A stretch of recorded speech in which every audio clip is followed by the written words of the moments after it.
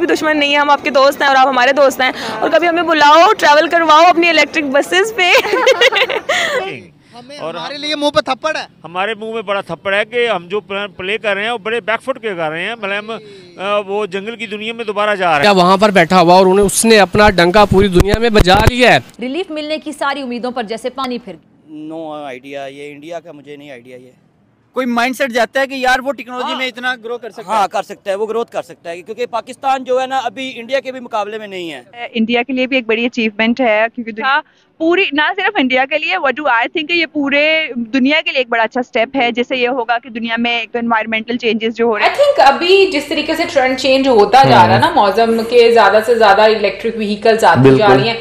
पहले हम लोग सिर्फ कार्स की हद तक देख रहे थे, अब जो पब्लिक ट्रांसपोर्ट है उस पर भी फोकस किया जा रहा है। पहली चीज तो ये कि ये वाकई में एक बड़ा इंपॉर्टेंट स्टेप है, क्योंकि लोगों को स्विच किया जा रहा है इन चीजों की तरफ, जो कि बहुत अच्छा है, क्योंकि इन्वायरमेंट पर ऑलरेडी बहुत ज्यादा असर पड़ रहा है। जय हिंद दोस्तों, मेड इन इंडिया धीरे धीरे पूरी दुनिया में अपने पैर पसार रहा है और बहुत ही जल्द आपको देखने को मिलेगा कि दुनिया में केवल और केवल मेड इन इंडिया प्रोडक्ट का उपयोग हो रहा है। अच्छा, बहुत अच्छा इनिशिएटिव है। जो हमारा पेट्रोल की प्राइसेस हैं तो वो बहुत ऊपर है, और क्लाइमेट के लिए बहुत अच्छा है कि इस तरह की बसेस मार्केट में पब्लिक के लिए इंट्रोड्यूस किए जाएं, और बड़ा अच्छा इनिशिएटिव है। पाकिस्तान को चाहिए पाकिस्तान भी इनिशिएटिव ले। जैसे वो टेक्नोलॉजी में आगे हैं, वो मेड इन इंडिया को प्रमोट कर रहे हैं, आप इसके बारे में क्या कहोगे? क्या उनकी इकोनॉमी इतनी स्टेबल है कि अब उनकी अपनी हर चीज़ पे मेड इन इंडिया का ठप्पा लग गया है? अगर आप देखें तो ये पूरा प्रोसीजर है उनका, जैसे उनकी बाइक्स हैं, उनकी कार्स हैं, तो now they have move to the buses.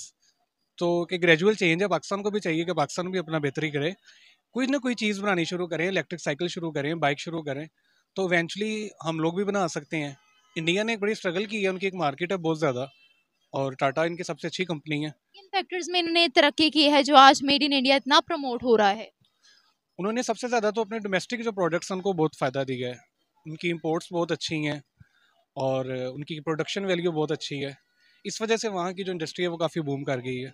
Pakistan में ये चीज़ नहीं है, और क्योंकि पाकिस्तान में इतनी ज़्यादा अपॉर्चुनिटीज़ नहीं है और बिजनेस एनवायरनमेंट इतना अच्छा नहीं है, लेकिन हम होपफुल हैं इंशाल्लाह ताला पाकिस्तान में भी काम अच्छे होंगे। ठीक हो गया। अच्छा सर, इलेक्ट्रिक कार की अगर बात की जाए तो पाकिस्तान में जस्ट असेंबलिंग होती है, मैन्युफैक्चरिंग नहीं होती है, जबकि इंडिया की बात करें प्योरली मेड इन इंडिया ये इलेक्ट्रिक बसेस हैं। आप मुझे ये बताइएगा कि अब जिस तरह से हम लोग इम्पोर्ट्स पे फोकस कर रहे हैं, वो लोग अपनी ही कंट्री में मेड इन पाकिस्तान जो है वो प्रमोट कर रहे हैं, ना सिर्फ अपनी कंट्री में बाहर भी, तो आप उनको इस वक्त कहाँ देख रहे हो? आप उनके बारे में क्या कहना चाहोगे?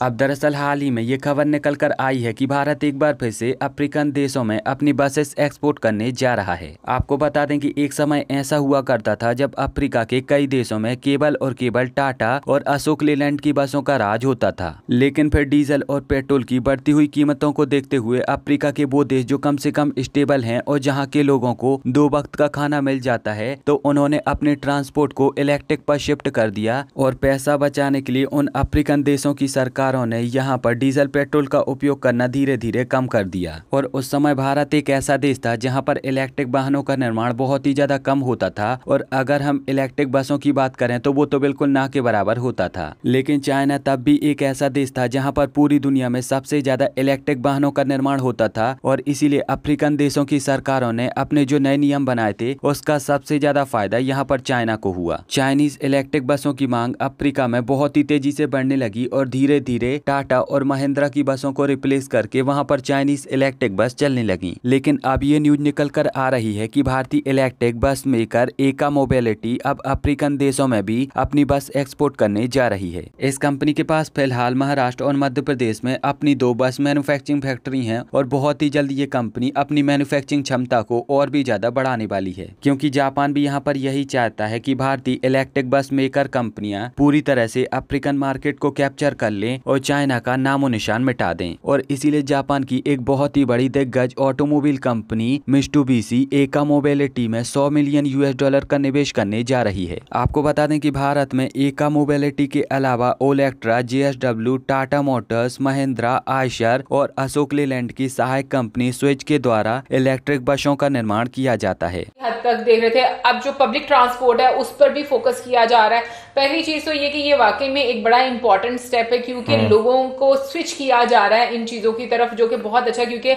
इन्वायरमेंट पर ऑलरेडी बहुत ज्यादा असर पड़ रहा है। जो अभी हम लोग जैसे फ्यूल कंज्यूम होता है इतना ज्यादा, और भी बहुत सारी चीजें जिनकी वजह से प्रॉब्लम हो रही है।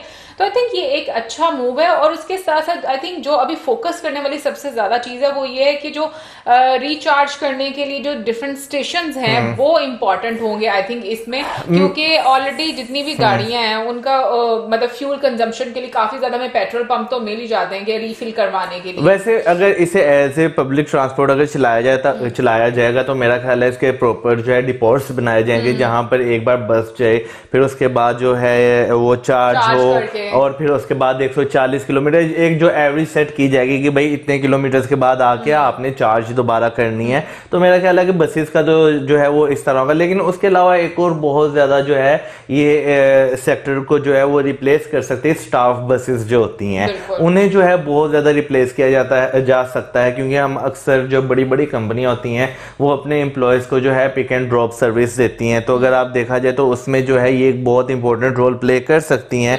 कंपनीज को भी फायदा, क्योंकि अगर हम इलेक्ट्रिक व्हीकल्स की बात करें इंजन तो उसमें होता नहीं है, और दूसरी साइड पे जो है उसकी मेंटेनेंस भी नहीं फिर इतनी करवानी पड़ेगी। फिर जो है एक तो आपको फ्यूल कंजप्शन जो है वो कंपनीज का जो पैसा जाता है वो बहुत ज्यादा बचेगा। तो अगर देखा जाए तो लॉन्ग टर्म इन्वेस्टमेंट में इलेक्ट्रिक व्हीकल्स जो हैं वो एक मार्केट को रिप्लेस करेंगी। मैं अभी जैसे मौजूद में बात की मेंटेनेंस की, तो मेरे दिमाग में भी यही बात आ रही थी कि मेंटेनेंस की तरफ भी तवज्जो देनी पड़ेगी, क्योंकि ऑब्वियसली एक नई चीज आई है मार्केट में, तो उसको कुछ भी मतलब कि उसकी रिपेयर उसको करवाने के लिए तो वो एक नया सेक्टर जो है वो भी कहते हैं ना कि वो जन्म लेगा।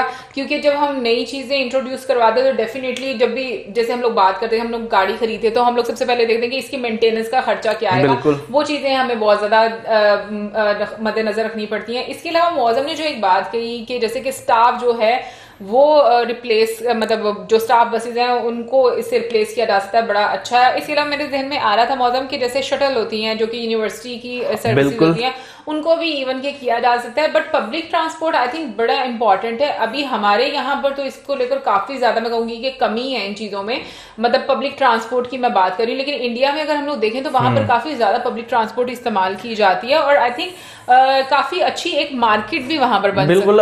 पब्लिक ट्रांसपोर्ट में सबसे बड़ी चीज जो आपको मिलनी चाहिए वो होती है कनेक्टिविटी, कि अगर आप एक एरिया से दूसरे एरिया में जा रहे हैं, यानी कि अगर आप कोई 30 से 35 किलोमीटर का सफर कर रहे हैं बस पे, तो आपको एक ही बस वहां पर लेकर जा रही है, या आपको बसेस जो हैं वो कितनी चेंज करनी पड़नी, चले 1 से 2 चेंज करनी पड़े ना, 2 नहीं बल्कि सिर्फ एक बस चेंज करके आपको जाना पड़े, तो वो जो है बहुत सारे लोगों के लिए वो डाइजेस्ट कर जाते हैं। लेकिन हाँ, अगर आप कहेंगे भाई मैं इधर से 10 किलोमीटर जाऊं फिर मुझे बस चेंज करनी है, फिर 10 किलोमीटर बाद या 5 किलोमीटर बाद बस चेंज करनी है, तो वो फिर लोग जो है वो कहते हैं भाई मैंने इतना पैसा उन्हें देना, वही मैं उबर में नहीं, वही 50 रुपए का मैं अपनी बाइक पे पेट्रोल डलवाता हूँ, मैंने पहुंच जाना है। नहीं असल में वो डिफरेंस आ गया, क्योंकि मौसम ऐसे सोचता है और मैं ऐसे सोच रही हूँ कि उबर करवा तो मौसम से बाइक पे चला जाता, तो इसलिए हम लोग अपने अपने ज़हन के मुताबिक बात करें।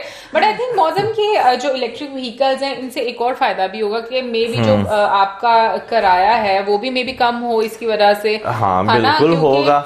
फ्यूल की तो आए दिन प्राइसेस हाई होती रहती हैं। फ्यूल तो मैं कहता हूँ फ्यूल ने बाकी तोबा करवा दी है, तो जितना हाई चला गया, इसकी वजह से डेफिनेटली जो किराए हैं वो भी बढ़ते हैं, हर चीज पे इफेक्ट पड़ता है, पे करना पड़ता है। तो मे भी मुझे लगता है कि इसकी वजह से थोड़ा सा बैलेंस रहे चीजों में। बिल्कुल। हालांकि अब अफ्रीका में जो भारतीय कंपनियां अपनी बसें एक्सपोर्ट करने जा रही हैं, तो इसको लेकर आपकी यहाँ पर क्या प्रतिक्रिया है, आप यहाँ पर क्या सोचते हो, अपना जवाब मुझे नीचे कमेंट में जरूर बताएं।